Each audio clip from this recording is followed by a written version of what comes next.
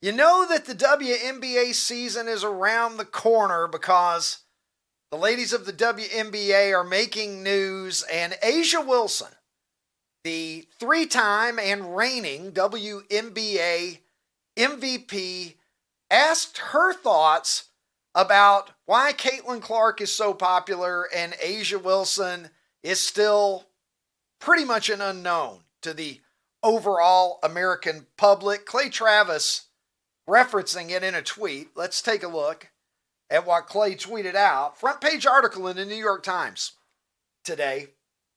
A'ja Wilson saying the reason that she isn't marketable, this is a quote directly from A'ja, it's 100% about race.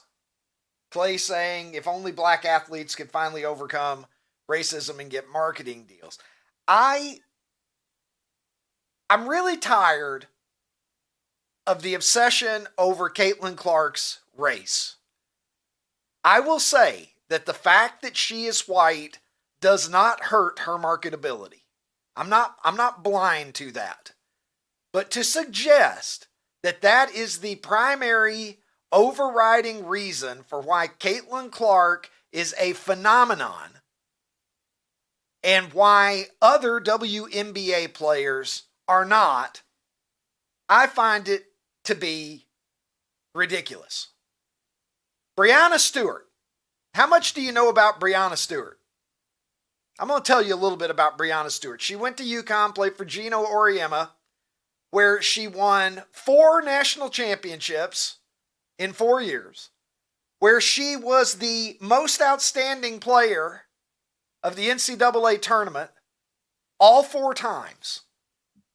3-time Naismith Player of the Year, got drafted, went to the WNBA, where she has won 2 MVPs, 3 championships, and was the finals MVP twice. I want you to think about that resume. And now consider the fact that the average American could not identify her in a police lineup. She might as well be in the witness protection program. And oh, by the way, Breanna Stewart, for the purposes of this conversation, it is worth noting, is white. Diana Taurasi, 6-time Olympic champion, 3-time NCAA champion, 2 times the most outstanding player in the NCAA tournament, 2 Naismith Awards, 3-time champion in the WNBA, an MVP, 2 times final MVP. Diana Taurasi also, for the purposes of this specific conversation, white. Didn't move the needle. Nobody gave a fuck about their whiteness. Nobody was interested. And Taurasi and Stewart are arguably the 2 most decorated, maybe not even arguably, they are the 2 most decorated female basketball players of this century. Neither one of them moved the needle any more than A'ja Wilson, who is also an outstanding player. As I said, 3-time MVP. But to suggest that race only became a factor when Caitlin Clark came along, please explain that to me. Breanna Stewart did more in terms of championships. She got 7 championships between college and pro.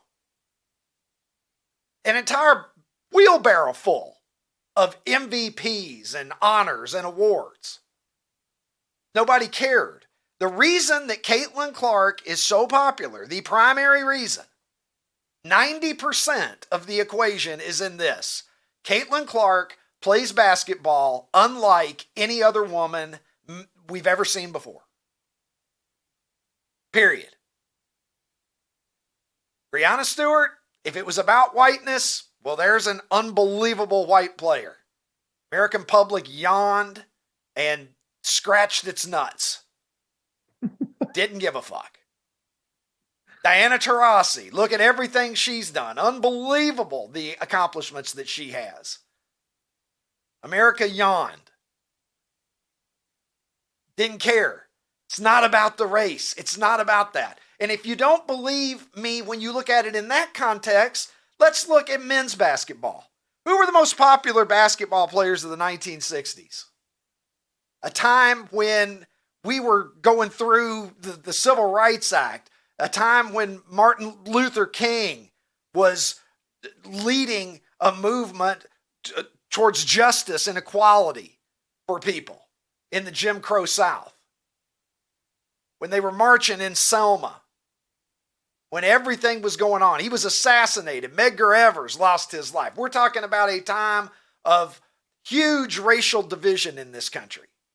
Most popular basketball players in the NBA were Wilt Chamberlain and Bill Russell. 1970s, Dr. J. 1980s, Larry and Magic, they were a package deal, Ebony and Ivory. And then Michael Jordan came along, and Michael Jordan became the most marketable athlete in the history of sports. 40 years ago, Air Jordans changed everything about the culture of advertising and athletics in this country. Michael Jordan didn't have any problems because he was an exceptional athlete and people embraced him. Kobe, Shaq, LeBron, Steph Curry. On down the line we go. Black male basketball players have not had any trouble breaking through and becoming incredibly popular. Why would the racism only be limited to the women's game? Does that make sense to you? I'm not denying there's racism out there. Of course there's racism in society. Of course there are idiots whose opinions are colored by the color of someone's skin. But if you think in 2025 that race is the prevailing factor in why anyone is popular or unpopular in professional sports, amateur sports, or anything else, I would say that you are completely off base. Caitlin Clark got my attention. I am a great anecdotal example of Caitlin Clark's popularity, because I can promise you, in my 51 years on this earth, before I saw Caitlin Clark drain a 30-footer from a logo, I had no shits to give about women's basketball whatsoever. I remember when Ann Myers got drafted by the Indiana Pacers in the late 1970s, back when the NBA draft was eight or nine rounds, okay? And they did that for publicity. I remember Nancy Lieberman. I remember a lot of great players through the years in women's basketball, the names. Never once, white or black, did I give a shit about watching. Nancy Lieberman was white. How much did she... Some people say she's the GOAT, right? Well, wasn't the world more racist 40 or 50 years ago than it is today? I would argue that it is, regardless of what you see on social media now. Everything is amplified on social media. But I would submit to you the world was a more racist place 40 or 50 years ago. The best player was a white woman, and nobody gave a flying fuck about women's basketball. And nobody would give a flying fuck today if Caitlin Clark hadn't come along and played the way that she did. I've said it before. It was like a needle moving across a record. You see her pull up, drain a 30-footer, and you're like, wait a minute, what woman does that? I've never seen a woman do that before. And I wanted to see it again. And then it turns out it wasn't just a one-off. She was doing it 5, 6, 7 times a game. And I'm like, holy shit, that wasn't a fluke? You mean she goes out there and she does that every night? And then you see her pass. And you're like, holy shit, I said she's Larry Bird with a vagina.